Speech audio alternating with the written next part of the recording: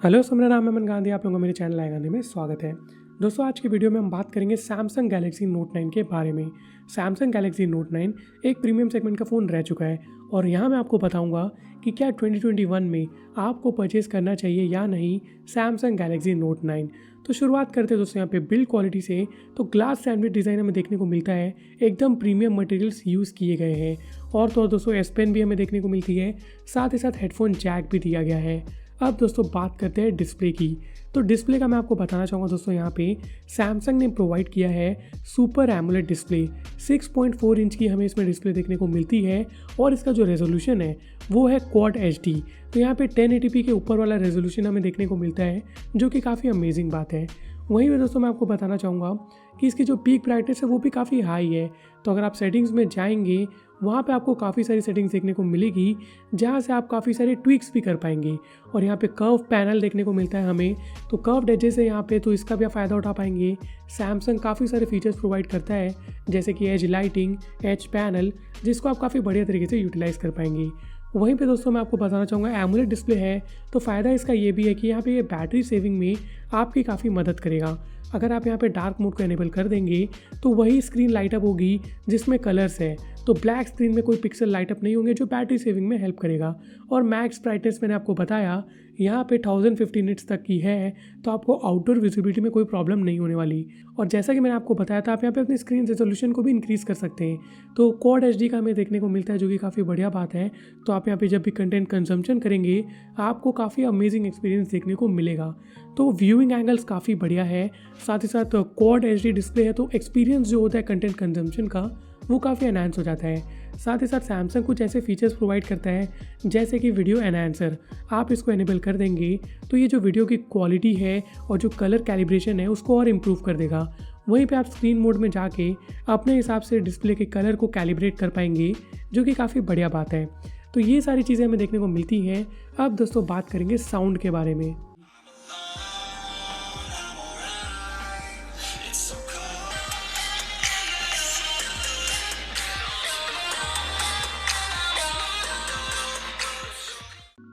तो ये था दोस्तों साउंड क्वालिटी। और साउंड आप देख सकते हैं, डुअल स्टीरियो स्पीकर का सेटअप हमें देखने को मिलता है, जो कि काफ़ी अमेजिंग साउंड आउटपुट प्रोवाइड करता है। अब दोस्तों बात करते हैं कैमरास की। तो बैक में हमें डुअल कैमरा का सेटअप देखने को मिलता है, 12+12 मेगापिक्सल। और यहाँ पे जो मेन सेंसर है वो हल्का सा वाइड एंगल है, और जो सेकेंडरी सेंसर है वो टेलीफोटो लेंस है। तो मैं आपको यहाँ पे बताना चाहूँगा दोस्तों, कैमरा क्वालिटी बहुत अच्छी है। आप अगर यहाँ पे कंपेयर करें 2021 के प्रीमियम मिड सेगमेंट से, तो उनसे तो ये बेटर क्वालिटी आपको प्रोवाइड कर देगा, जैसे कि सैमसंग गैलेक्सी M51, या फिर आप यहाँ पे इसको कंपेयर कर सकते हैं iQOO3 से, उससे भी अच्छी आपको यहाँ पे क्वालिटी प्रोवाइड करेगा। साथ ही साथ दोस्तों सैमसंग काफ़ी सारे फीचर्स प्रोवाइड करता है, जो डेफिनेटली काफ़ी अच्छे हैं और काफ़ी यूज़फुल भी है, मैं कहना चाहूँगा। तो यहाँ पे दोस्तों आपको सिंगल टेक का एक फीचर देखने को मिलता है, जिसके बारे में अभी मैं आपको बताऊंगा। और साथ ही साथ दोस्तों यहाँ पे सिंगल टेक का भी फीचर देखने को मिलता है। तो सिंगल टेक में आप क्या करेंगे, एक बार आप शटर बटन को क्लिक करेंगे और आपको यहाँ पे 4-5 अलग अलग सिनेरियो में ये फ़ोटोज़ और वीडियोस निकाल के दे देगा। तो यहाँ पे स्लो मोशन वीडियो होगी, नॉर्मल वीडियो होगी, एक नॉर्मल फ़ोटो होगी, एक टेलीफोटो लेंस से फ़ोटो होगी, एक फ़िल्टर वाली फ़ोटो होगी, साथ ही साथ एक टाइम लैप्स वाली भी वीडियो देखने को मिल जाएगी। तो एक बार आप शटर बटन में क्लिक करेंगे और आपको 4-5 अलग अलग मोड्स देखने को मिल जाएंगे। ये काफ़ी हैंडी फीचर है और मैं डेफिनेटली रेकमेंड करूँगा इस फीचर को यूज़ करने के लिए। तो इसकी जो क्वालिटी है दोस्तों फ़ोटोज़ की, वो काफ़ी अमेजिंग है। अगर आप यहाँ पे लाइटिंग कंडीशन अच्छी प्रोवाइड कर देंगे तो ये कंपेरेबल है, मैं कहना चाहूँगा, काफ़ी सारे 2020 के फ्लैगशिप से भी। और मैं आपको डेफिनेटली ये बोलना चाहूँगा दोस्तों, वीडियो के मामले में ये ओके सा है, इतना अच्छा भी नहीं है, बट आपको यहाँ पे 4K 60 FPS का सपोर्ट देखने को मिल जाता है, जो कि अच्छी बात है। और आप यहाँ पे बेसिकली HDR टोन में भी इसको रिकॉर्ड कर सकते हैं, जो कि काफ़ी बढ़िया फीचर है। और यहाँ पे टेलीफोटो लेंस में भी 4K 60 FPS का सपोर्ट है, तो आप यहाँ पे जब भी जूम इन करेंगे तो आपको लॉसलेस जूम देखने को मिलेगा और जो क्वालिटी होगी वो काफ़ी अच्छी होगी। तो आप सैम्पल भी स्क्रीन में देख पा रहे होंगे। तो कैमरा के मामले में दोस्तों ये बहुत अच्छा नहीं है, बट कोई बुरा भी नहीं है। 2021 के हिसाब से मैं कहना चाहूँगा ये आपके लिए सफिशिएंट है। आपको सारे जो बेसिक फीचर्स होते हैं कैमरा में वो तो देखने को मिल ही जाएंगे। ऊपर से दोस्तों और भी काफ़ी सारे सैमसंग्स फालतू के फीचर्स भी प्रोवाइड करता है, जो मैं इस वीडियो में कवर नहीं करूँगा, लेकिन जो यूज़फुल फीचर्स हैं वो मैं डेफिनेटली बताऊँगा। तो अगर आप यहाँ पे मोर सेक्शन में जाएंगे, आपको प्रो मोड देखने को मिलेगा और प्रो मोड दोस्तों काफ़ी इंप्रूव हो चुका है। वन UI 2 पॉइंट अपडेट आया था, उसके बाद से दोस्तों ये काफ़ी इंप्रूवमेंट्स हमें देखने को मिले हैं कैमरा में भी।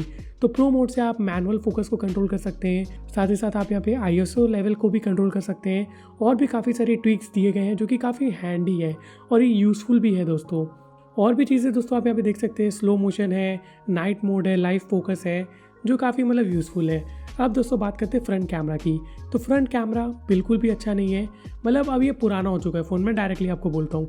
तो फ्रंट कैमरा यहाँ पे इतना अच्छा नहीं है, मैं बोलूँगा आपको। जब तक ये आउटडोर विजिबिलिटी में आप यहाँ पे नई फ़ोटोज़ को क्लिक करेंगे ना, तब तक कोई अच्छी क्वालिटी नहीं मिलने वाली फ्रंट कैमरा से। बस दोस्तों ये कैमरा से इतने ही डिस्कस करते हैं, क्योंकि कैमरा मुझे ओवरऑल ओके सा लगा, इतना ज़्यादा मतलब कोई खास नहीं है, बट सही है, इतना ज़्यादा कोई बुरा भी नहीं है। अब दोस्तों बात करते हैं मेन की हाईलाइट फीचर की। तो सैमसंग हमें प्रोवाइड करता है S Pen नोट सीरीज़ में, और S Pen ही दोस्तों यहाँ पे नोट 9 को डिस्टिंग्विश करती है और भी दूसरे फ़ोन से। तो S Pen हमें यहाँ पे ब्लूटूथ फंक्शनैलिटी के साथ देखने को मिलती है नोट 9 में, और साथ ही साथ प्रेशर सेंसिटिविटी भी हमें देखने को मिलती है। और S Pen काफ़ी हैंडी है और आपको काफ़ी यूज़फुल फीचर लगेगा, और ये काफ़ी प्रोफेशनल फीचर मैं कहना चाहूँगा। अगर आपको कुछ क्विक नोट्स लेना है तो आप नोट्स ले पाएंगे, आपको हल्की फुल्की ड्राइंग करनी है आप ड्राइंग कर पाएंगे, कुछ आपको यहाँ पे PDFs को एनोटेट करना है वो भी कर पाएंगे, जो कि काफ़ी यूज़फुल लगते हैं मुझे। और यहाँ पे सैमसंग काफ़ी सारे फीचर्स प्रोवाइड भी करता है जो कि काफ़ी यूज़फुल होंगे आपके लिए। तो जब भी आप अपने S Pen को अपने फ़ोन से बाहर निकालेंगे, आपको एक हल्का सा वाइब्रेशन फीडबैक मिलेगा, जो इंडिकेट करेगा कि आपकी S Pen जो है फ़ोन से बाहर निकल चुकी है। उसके बाद आप यहाँ पे कुछ क्विक नोट्स ले पाएंगे, और नोट टेकिंग लेना दोस्तों ये बहुत ही अच्छा फीचर है। मतलब यहाँ पे सैमसंग का जो नोट्स ऐप है वो बहुत अच्छे तरीके से ऑप्टिमाइज्ड है, आपको पाम डिटेक्शन का भी इसमें सपोर्ट देखने को मिलता है, और आप कुछ भी ड्रॉ करेंगे तो वो ऑटोमेटिकली उसको डिटेक्ट करके उस शेप में कन्वर्ट कर देगा। ऊपर से दोस्तों यहाँ पे हैंड राइटिंग टू टेक्स्ट का कन्वर्जन भी देखने को मिलता है, जो कि मुझे काफ़ी सही लगता है। अब दोस्तों यहाँ पे बात करता हूँ स्मार्ट सिलेक्शन की। तो आप यहाँ पे स्क्रीन के कोई भी एरिया को सिलेक्ट करके उसमें कुछ भी लिखना है, उसमें कुछ भी मार्किंग करनी है, वो सारी चीज़ें यहाँ पे आप डेफिनेटली कर पाएंगे। ऊपर से दोस्तों मैं आपको ये भी बताना चाहूँगा कि अगर आप कोई स्क्रीन को सिलेक्ट करते हैं और वहाँ पे उसमें कोई टेक्स्ट लिखा हुआ है, तो उसको आप कन्वर्ट कर सकते हैं एज अ टेक्स्ट फॉर्म में जो शेयरेबल है। आप उनको शेयर कर पाएंगे, उनको कॉपी पेस्ट कर पाएंगे। वैसे ही आप स्क्रीनशॉट लेके उसमें कुछ मार्किंग करनी है, उसमें कुछ लिखना है, वो सारी चीज़ें भी कर पाएंगे। और तो और दोस्तों एक लाइव मैसेज मोड भी हमें देखने को मिलता है, जो बेसिकली एक गिमिकी सा फीचर है, बट अगर आपको यूज़फुल लगे तो आप इसको डेफिनेटली ट्राई कर सकते हैं। तो आप यहाँ देख सकते हैं लाइव मैसेज। इसमें क्या होता है, आप थोड़ी सी स्क्रीन रिकॉर्ड करेंगे, मतलब बेसिकली कैमरा से अपने सराउंडिंग को रिकॉर्ड करेंगे, और वहाँ पे कुछ भी टेक्स्ट लिखेंगे तो वहाँ पे उस वीडियो में वो टेक्स्ट लिखा जाएगा, जो कि काफ़ी बढ़िया फीचर है। लेकिन मतलब ये ऐसा है कि आप एक दो बार यूज़ करेंगे, आप डे टू डे इसको यूज़ नहीं करेंगे। तो यहाँ पे S Pen से रिगार्डिंग बहुत सारे फीचर्स हैं जो डेफिनेटली बहुत अच्छे हैं, और ब्लूटूथ फंक्शनैलिटी भी देखने को मिलती है। तो आप गैलरी में स्क्रॉल करना है, आपको यूट्यूब में प्ले पॉज करना है, नेक्स्ट सॉन्ग में जाना है या नेक्स्ट वीडियो में जाना है, तो वो सारी चीज़ें आप यहाँ पे कर पाएंगे। और तो और दोस्तों यहाँ पे अगर आप ड्राइंग कर रहे हैं तो आपको टॉगल करना है ब्रश और यहाँ पे इरेज़र के बीच में, तो आप वो भी कर पाएंगे।